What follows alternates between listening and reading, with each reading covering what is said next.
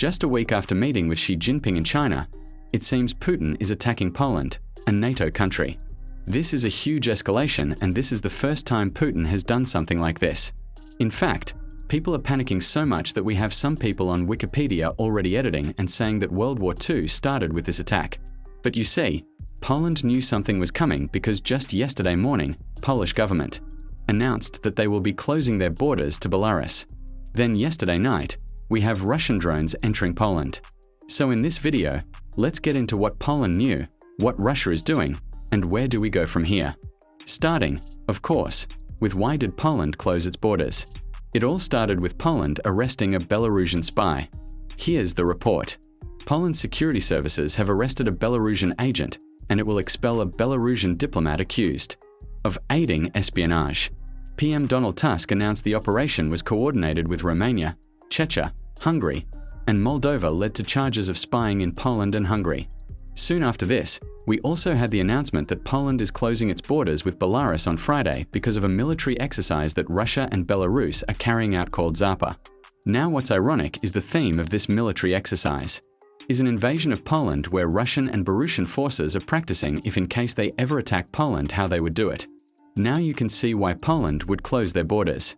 In fact, the Polish Prime Minister went as far as to say that this was a big provocation, and aggressive nature of this exercise is why he chose to close the Polish frontier. On top of this, Poland will be carrying out its own military deal at the same time while Russia is practicing invasion of Poland. Now, according to the official Russian schedule, the Zapad military exercises are supposed to begin on September 12th, but it seems Putin decided to launch a prequel last night when he sent drones to attack Poland. Now, as you can see from the map on your screen, this was really an attack on Ukraine. But, as you can see, those yellow dots, those are drones. They went from Belarus across western Ukraine into Poland. And this was definitely a first where these drones never actually came back.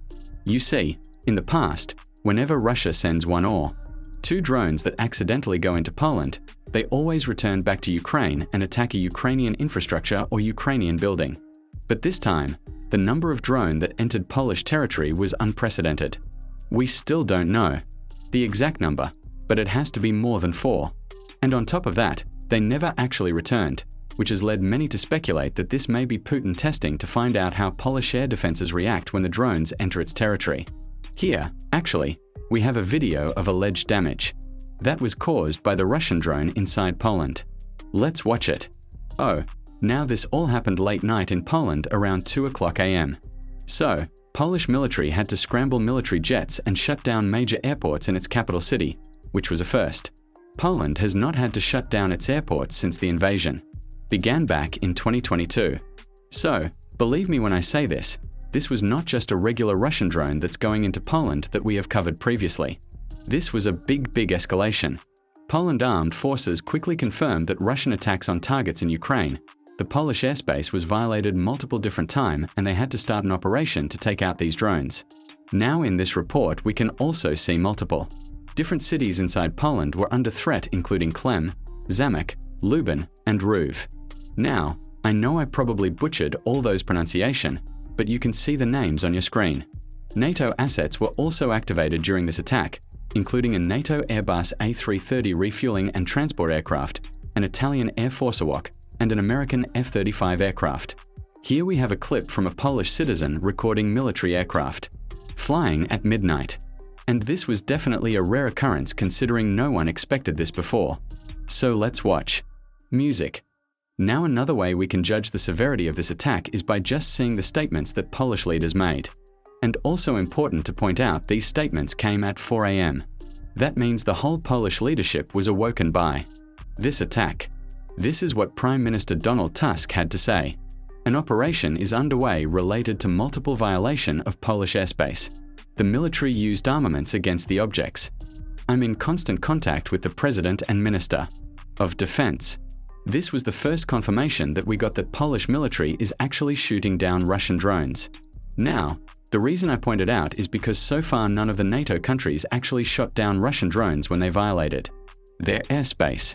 The countries would just hope that they land safely somewhere so it doesn't damage any civilian infrastructure or kill any innocent citizens. This was the first time NATO jets and NATO air defenses were used against Russian drones. all because Putin wanted to test out how Poland would react.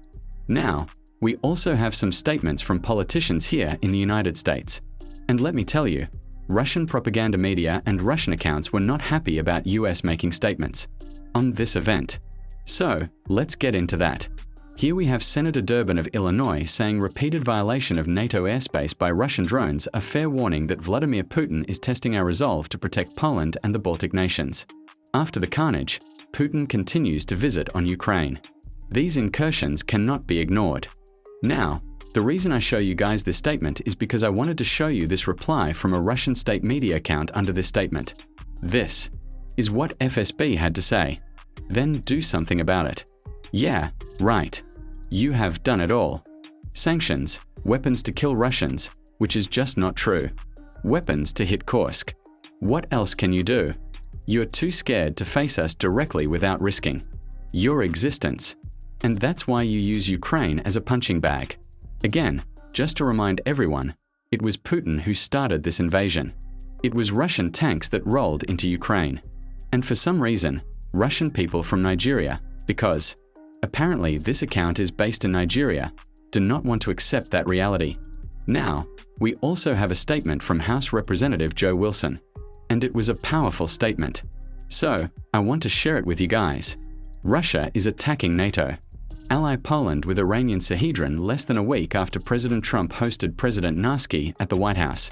This is an act of war, and we are grateful to NATO allies for their swift response to war criminal Putin's continued unprovoked aggression against free and productive nations. I urge President Trump to respond with mandatory sanctions that will bankrupt the Russian war machine and arm Ukraine with weapons capable of striking Russia. Putin is no longer content just losing in Ukraine while bombing mothers and babies. He's now directly testing our resolve in NATO territory. Putin stated, "Russia knows no borders. Free and prosperous nations will teach Russia about borders." Now hopefully we'll see more action. As the day passes, we'll have more information. So we'll continue to bring you guys the latest news. Now what's interesting is there's an interesting theory that has been floated by a lot of people, and that's that Jinping actually asked Putin, or he will ask Putin to attack NATO whenever China is getting ready to attack Taiwan and invade Taiwan. The reason behind this theory is simple. Xi Jinping wants Putin to keep NATO busy while China takes over Taiwan. That way, China has an easier time. Now, this is something I asked General Petraeus when we had him on our podcast, and this was his response. It's very interesting, so I wanted you guys to hear it right now. I don't know if you saw recently, but the NATO Secretary General did say that when China is ready to invade Taiwan, they would ask Russia or tell Russia to basically attack NATO. So the Article 5 triggers, and NATO, like NATO, is busy in Europe. So China has a little bit of an easier time with Taiwan. Is that likely? Would Putin do something like that? I mean, I actually am very reluctant to speculate on any of these kinds of scenarios that people conjure up in part because I obviously had very sensitive positions in government. And even though it ended left government over 12 years ago, nonetheless I think you have to be very, very careful about that. Beyond that because it can have actual implications. People can read more into it than you actually intend for them. To what we do know is that there is a goal to reunify with Taiwan. That's understandable in certain respects if you put yourself in the perspective of the leaders in Beijing. All a number of the other issues have been resolved in recent years. The democracy movement in Hong Kong, Shenzhen and the Uyghurs, Tibet, others. And this is a major legacy objective. But this is where deterrence comes in. And we do not ever want to be needlessly provocative. Also, you have to be very careful about that. But you do need to ensure that not just our elements of deterrence, but those of our allies and partners in the region and friends, that they are keenly aware that again deterrence is based on the potential adversary's assessment of your capabilities altogether and your willingness to employ them. And you have to be very, very assiduous in improving those capabilities, really transforming them, as I have explained again, from a small number of big heavily manned platforms to a massive number of unmanned systems in particular doesn't mean you don't still have large platforms with great capabilities and all the rest of that.